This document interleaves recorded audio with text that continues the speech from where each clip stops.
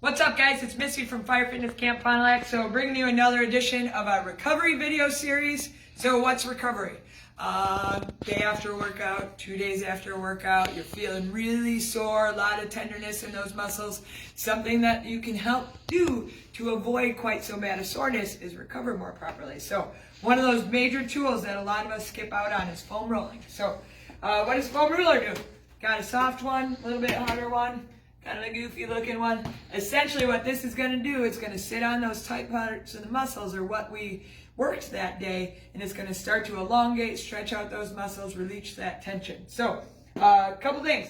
We're going to go with the lower back, upper back, and maybe the chest on this one today. So biggest thing when I am foam rolling my lower back, the back is one of those things, can be great for foam rolling, but if you've never done it, you've got to be a little bit careful with it because you could kind of sit on an area that's too tender or kind of throw your back out of whack. So you want to take your time, use the soft blue one first. So when I'm doing my lower back, I just kind of start right here and I just loosen up kind of as low as I can. Take my time easing into it. And then as I'm going down, so I'm going to find most tender spot right here and I'm going to drop my hips over it and relax and count to 30. So one of the big myths with foam rolling is that they think literally you're rolling up and down. And while that can do a little bit for you, that's not actually the intended purpose of it. We want to try to sit on that for about 30 seconds and really start to release that tension. So say I got this nice lower spot, then I'm going to keep working my way down. The more of my weight that I can put on it, the deeper it's going to go. However, again, if you haven't foam rolled your back before, you might want to just take your time and keep your hips down and slowly work your way deeper into those muscles so that you make sure you don't get hurt or tie anything up. So, and then my kind of rule of thumb, as I get to about the middle of my back around my shoulder blades, I'm going to start with it right this way, and then as I get into my upper back, I'm going to turn it the other way. So I'm going to hit my shoulder blades. That's going to be one of my favorite spots to hit because that's where a lot of us tend to hold a lot of tension. So I'm going to find that knot that's right underneath my left shoulder blade here, and then I'm going to try to relax as much as I can, get some big deep breaths, and I'm going to hold that for about 30 seconds.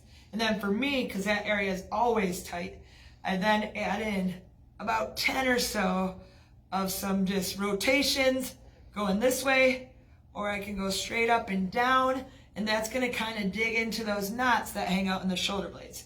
And essentially you're just kind of moving around the upper back, finding all those different tender spots, get some big deep breaths, let yourself sit on them. And then the opposing side of that is kind of the chest muscles. So upper day, lots of push-ups, chest presses, things like that. You can also foam roll those chest muscles, which in turn will start to help correct posture, all sorts of different things. I am going to do a posture video probably next week to help if you have those rounded shoulders, different things that you can strengthen and lengthen to fix that. But we'll start with just stretching out kind of the pec.